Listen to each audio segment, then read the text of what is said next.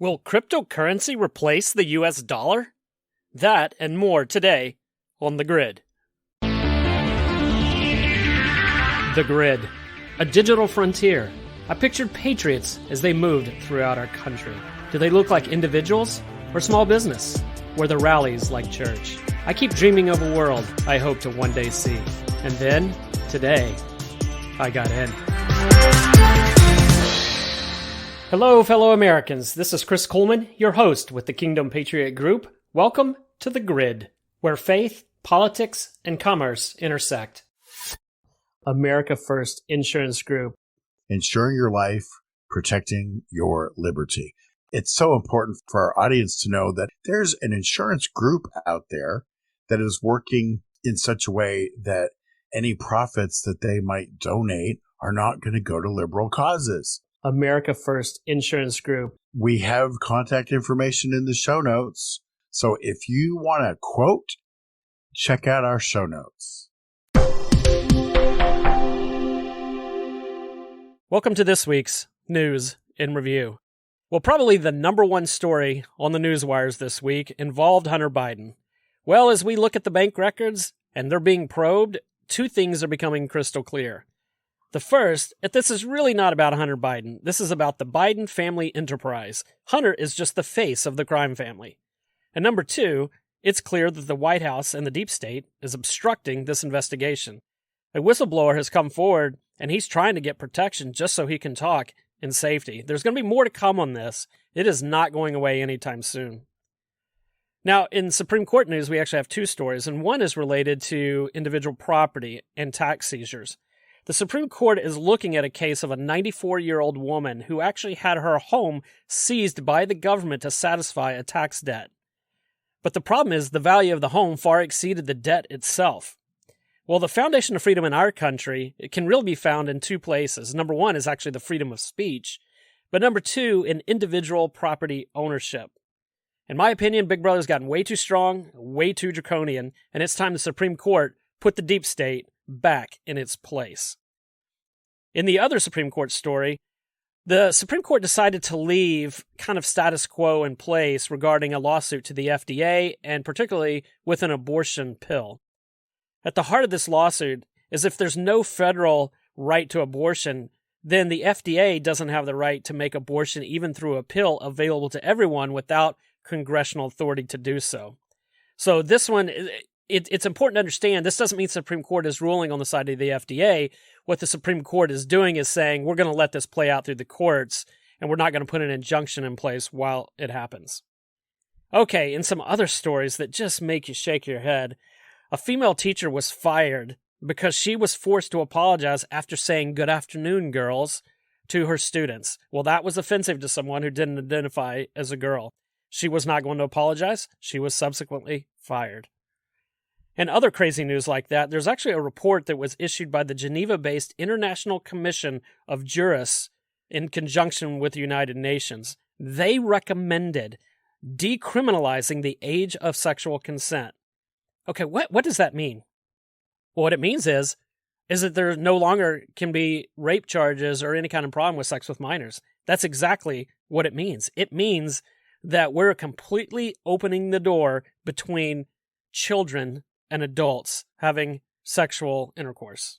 This is absolutely crazy. This is why we cannot subjugate ourselves to the United Nations or any other world power that does not share our same long-held traditional Judeo-Christian values.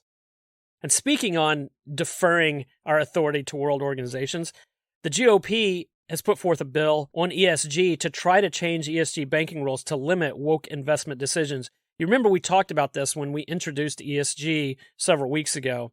Well, the GOP is taking this on, but this is why elections matter, folks. The House GOP can put forth bills like this all day long to try to limit the government's power, but that doesn't mean it's going to be signed off by the Senate and approved or signed into law by the president. That's why elections matter. And speaking of just foreign governments, I came across this. I'd heard this story a year ago, but it's gotten significant momentum. And it's the residents of Big Rapids, Michigan. So if you live in Michigan, you know that Big Rapids is the home to Ferris State University. It's kind of a small college town. Well, residents are furious because Michigan Democrats, which, by the way, the executive branch, judicial branch, and legislative branch in Michigan are all completely controlled by Democratic majorities. So the Michigan State Senate Appropriations Committee, they held a hearing, and then they voted, and they gave final approval to a $175 million taxpayer funding option for Gotion. That's the name of it, Gotion, Gotion. It's a subsidiary of Hefei, a China-based high-tech organization that builds electric vehicle batteries. This is a 10-9 vote. Every committee Republican voted against it, and there were 3 Democrats that voted against it as well. But there's just not enough Republicans on that committee.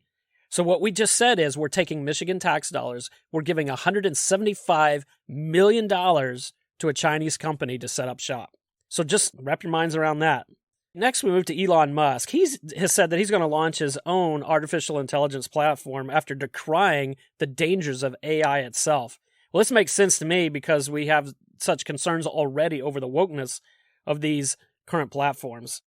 And this kind of thing always leads to one outcome. The government wants to control AI just as much as it wants to control speech. If government controls AI, then government controls the input of AI, and then it will only take one generation for the truth to be eliminated. And that, folks, is how you have the modern-day manifestation of the book 1984 and the Ministry of Truth. Also, some disturbing news I just saw. The U.S. Embassy in Sudan has been ordered to evacuate because of the rise of instability and violence in the region. Let's remember to pray for those in Sudan. It's a country that has been long torn with violence and war. I heard this conversation over the weekend. I thought it was really helpful to bring clarity to this issue, specifically around transgender ideology. So you will hear me time and time again say that constitutionally, legally, I have no issue at all if a man wants to identify as a woman. Biblically, I do have an issue with it because the Lord is very clear when it comes to sex and gender that he made them male and female. But I'm only talking constitutionally and legally. And here's where my issues begin, and it's really twofold. The first part of this, if you're a male and you identify as a female, that does not make you a female. You may want to be, you may desire to be. You may actually think that you are a female. You may feel from the depths of your being that you are female. That does not change the unwavering biological fact that you are male. Chromosomes and DNA tell the truth. So I do have a huge problem being told that I have to say and agree and espouse and champion the fact that you're a female when biologically it's not true. The second issue I have is related to the first. This is an agenda, a social contagion type of movement. What we're seeing is just the natural progression that once this movement transitioned from this is how I feel to this is what I am, that we knew there would be war over this issue, particularly in sports. Men, biological men, identifying as female, are invading and destroying the integrity of women's sports. I keep hearing, well, if the male takes enough female hormones and she believes or he believes that he is a she, then she's fine to compete with other women. All I have to say it's either all fair or not, or it's all right or wrong. You can't have it both ways. Well, I heard the best argument for this over the weekend. The question was posed to a transgender individual. If Mike Tyson decided to be identified as a female, would he be allowed to step in the boxing ring with a woman? The transgender responded, well, no, that of course not. That's crazy. That's going way too far. And that, folks, shows you the lunacy, the hypocrisy, and the inconsistency of this social contagion movement. Mike Tyson can take all the female hormones he wants. He could surgically remove those parts of his body that make him male. And he still, in spite of that, likely would put a female in the hospital or actually kill them in a boxing ring. He is that strong.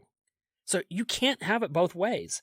And I apologize for the diatribe this morning on this, but I just want to bring some common sense to the conversation.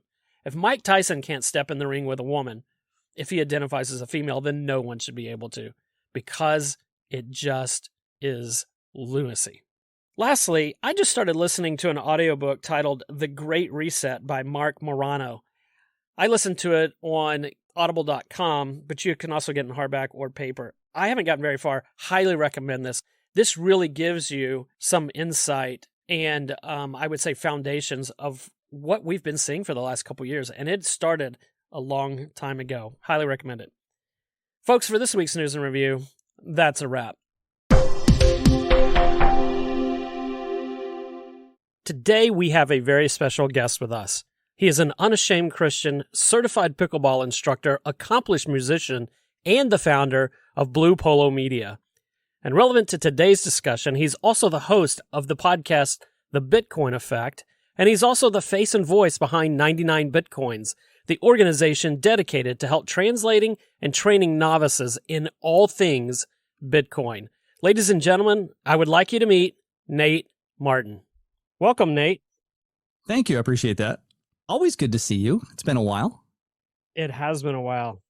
And we need to get together more often, not just for a podcast or your expertise, but today I have to admit, I'm picking your brain for your expertise. Well, pick what you can. We'll see what we got. Well, Nate, for our audience today, I thought that we could start a little bit with just exactly what is digital currency. Everybody hears the term Bitcoin, but they don't really know what that means. And as we'll talk about a little later in a few minutes, there is some things that have come to light that people are asking questions about, like what is the Fed doing? How does that relate to digital currency? But I thought maybe we could just start with assuming that everyone is like me, and that is I can spell cryptocurrency, I can spell digital currency, but that's about as much as I know. So if you were going to have 10 minutes or less to educate me, go for it. Well, we have to begin with the basic question. What is money? And money is an agreed upon representation of value, right? Absolutely. And okay, so that being the case, whether currency or an asset is valuable to one person versus another person, that's what's important.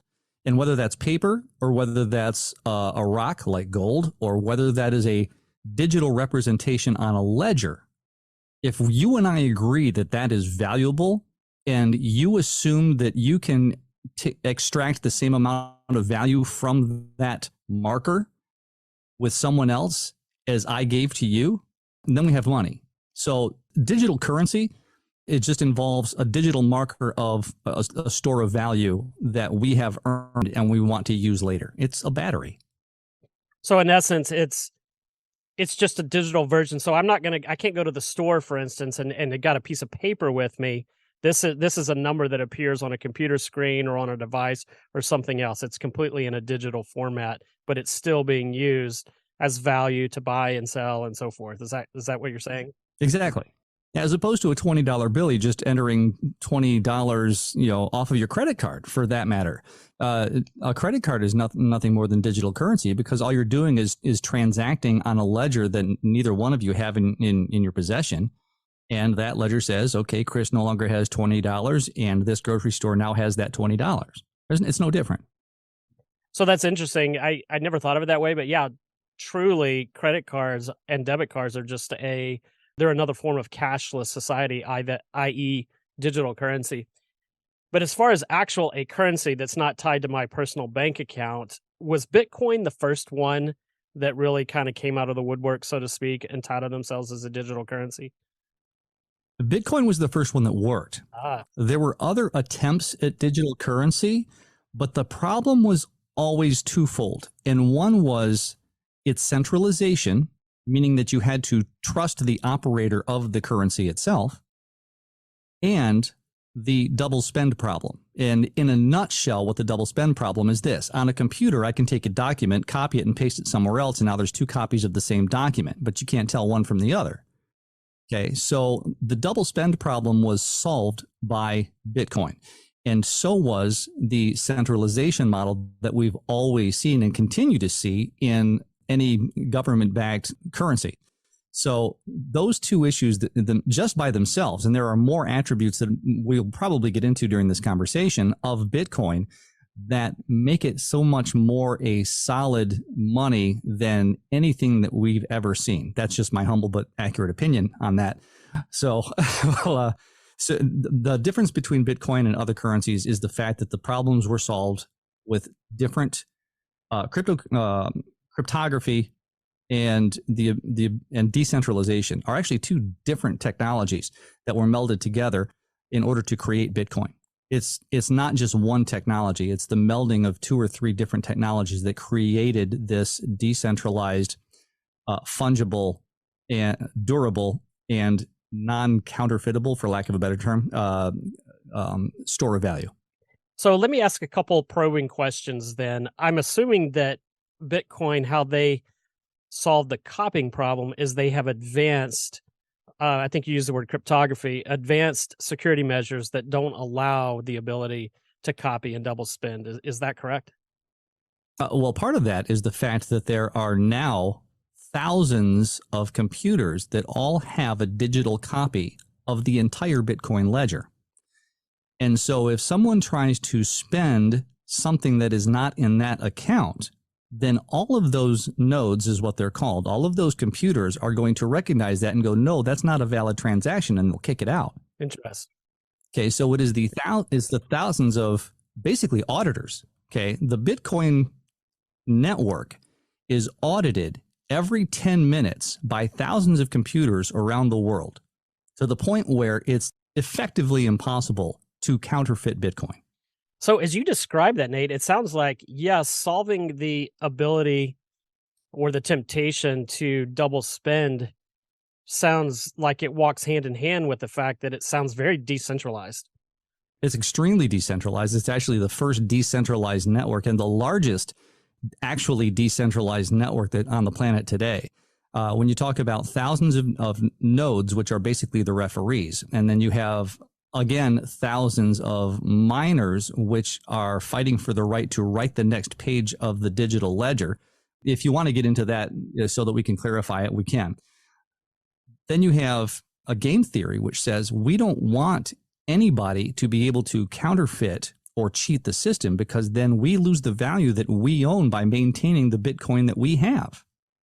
So does that mean if I own Bitcoin, every one of those 1,000 computers that has a copy of the ledger says Chris Kuhlmann owns that number? So if somebody else tries to spend it, it just doesn't allow it?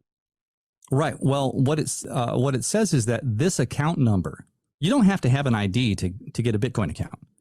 All you have to do is open up a wallet. Gotcha. And that's just a computer program.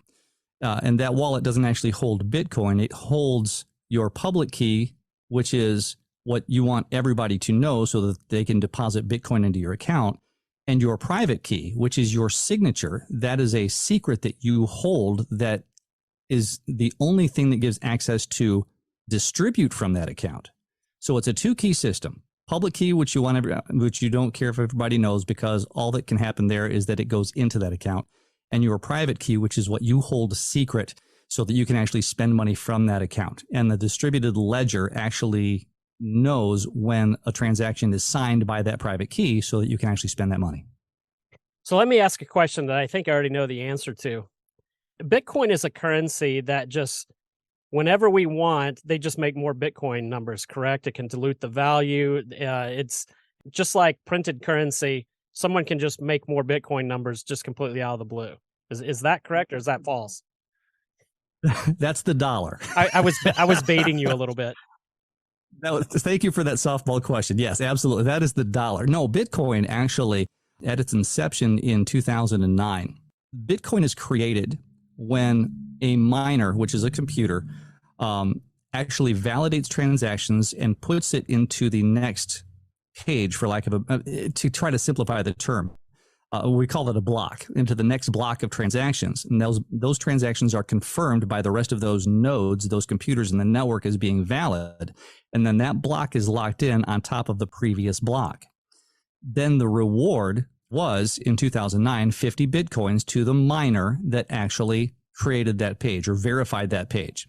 Now, over the period of time, the Bitcoin reward for actually mining a block has been cut in half every about 4 years. There's a specific number of blocks to where there is a halving, halving, of the Bitcoin reward, so that we know exactly how many Bitcoin per day are actually being injected into the Bitcoin economy. And right now, it's 6.5, and later on next year, it's going to be halved again to 3.25. So there will be 3.25 Bitcoin awarded to the miner that creates a new page on average about every 10 minutes, because that is what the difficulty adjustment allows for. Or tries to regulate is how much time in between each block, and it's about 10 minutes.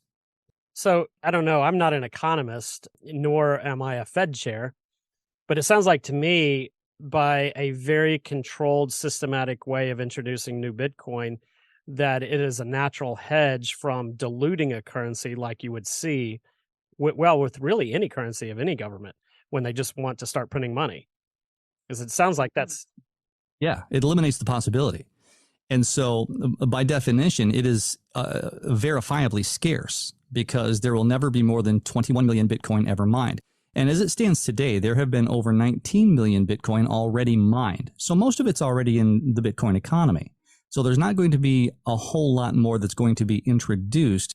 As a matter of fact, the last fraction of a Bitcoin that will be rewarded to a miner will be somewhere near the year 2140, and it will be significantly less than one Bitcoin that's going to be rewarded to that miner.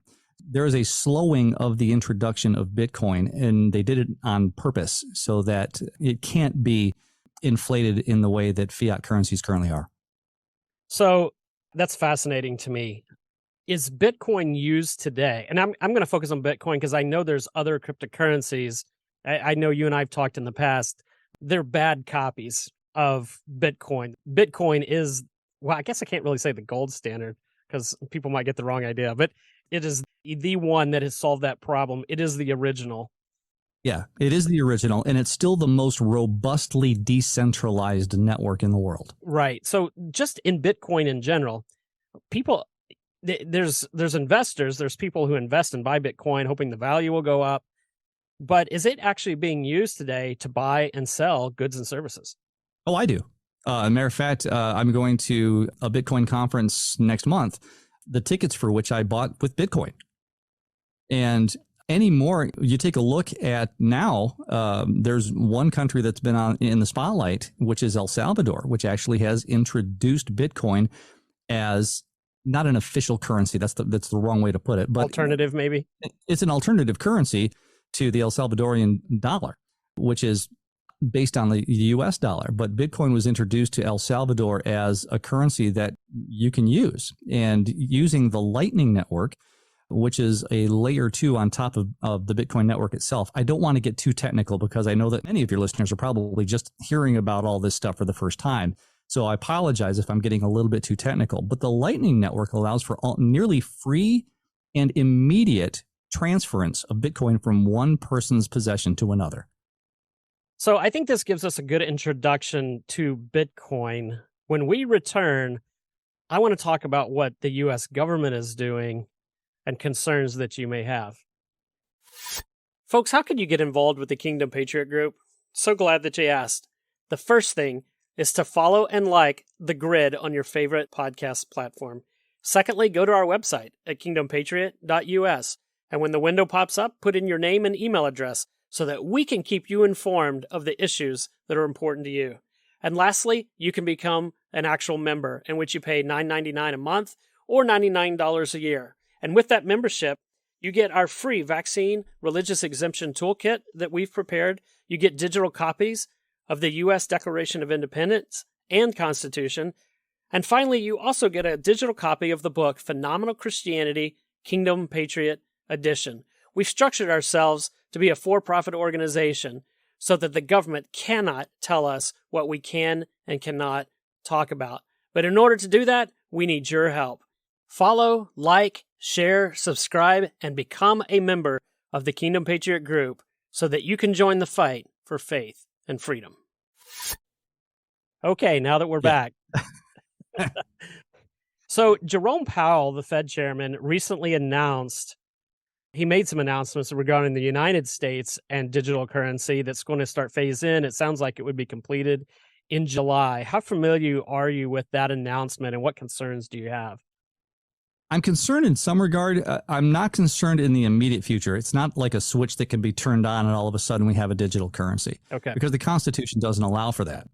But what has already occurred, and I just had it up here, but there's already a system in place that they're going to enact in July, which is kind of going to be the introduction of the central bank digital currency, or CBDC, which many of you may have seen in the news. What is a CBDC? And all that simply means is central bank digital currency. And with as many community and regional banks as we have, it makes it very difficult for the central bank to be able to just implement that, because all of a sudden they're out of business. They have no reason to exist, because if I can just simply have an account myself with the Federal Reserve, then there's really no reason for banks to exist at all. Fortunately, there's no system in place that actually would allow for that in the United States. But what you've seen, and we'll go back to the Silicon Valley Bank issue, is the manipulation of interest rates for a bank that suddenly, I'm going to go back to Silicon Valley Bank. You almost had it right a couple of episodes ago, and you said almost. I love that. Okay, you almost had it right, but there's one variable that you didn't include in your talk about why Silicon Valley Bank actually closed, and part of it was the manipulation of interest rates. And here's how: Silicon Valley Bank had a sudden huge influx of billions of dollars into its coffers. And as interest rates are rising, there's less of demand for people to borrow money from a bank. So here they have these billions of dollars from Coinbase and other crypto-friendly organizations. Coinbase, by the way, had Circle and Coinbase, they had $3.3 billion that they deposited with Silicon Valley Bank. Wow. Okay. And that's just one of their customers. And so here they have all of this cash that they can't keep, because by banking regulations, they have to have it in some store of value. And the store of value for banks is U.S. Treasuries. And so they've got all this money that they can't lend out. So they've got to be able to park that money somewhere, and they parked it in U.S. Treasuries, 2 and 10-year Treasuries. Well, what happens to interest rates? If interest rates go up, what happens to the actual capital value of those treasuries? Absolutely. There's an inverse relationship, and it declines. They go down. Okay. And so what happens to their books is suddenly SVB looks insolvent, because the value of their holdings is less than the amount of money that they can actually than their deposits. That's a paper transaction. And so FDIC comes in and says, you're insolvent, we're going to take over. Yes, they made some bad bets. They absolutely made some bad bets. But one of the bad bets that they made was U.S. Treasuries, because all of a sudden they have no capital. They have less capital value in those treasuries, and they're not solvent on paper. Yeah, as I understood it, there's absolutely an inverse relationship between treasuries or bonds even. Any debt instrument in which the interest rate starts rising, the value of the instrument declines. But until you actually sell that instrument, it's just an unrealized gain or loss on your accounting books. But as I understand it, as there started to be a run on the bank, because they didn't have the cash, they had to sell those and actually realize the loss. That loss. Yeah. Yeah, because they were getting, I think, $42 billion in withdrawals over a 24-hour period of time. Yeah, crazy numbers.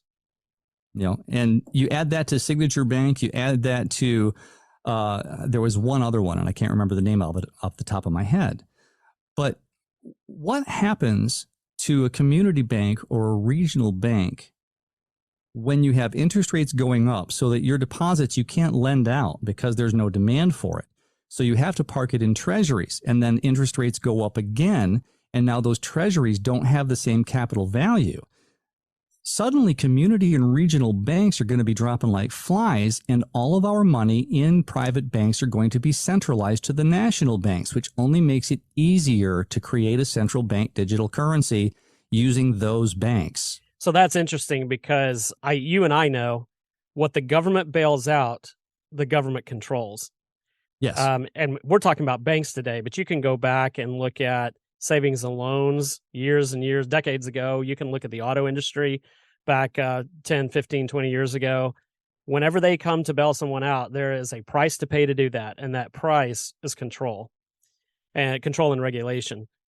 And so I think, as Jerome Powell has talked about this, there's a lot of folks out there in the stratosphere that are talking about the cashless way. For instance, the parks are going to take money. So you can no longer, go to a national park and pay money. You're going to have to use something cashless, not a Bitcoin or whatever, which to me is pretty benign. That doesn't get me too fired up.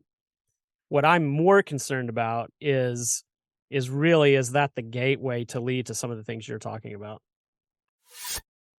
Unfortunately, we've lost our connection with Nate, which is really okay since that's about all the time we have today. Hopefully you have a better understanding regarding the what when it comes to digital currency and specifically Bitcoin. Next week, we will talk about the dangers and what the implementation of a federal digital currency system would actually mean to you and I. Until next time.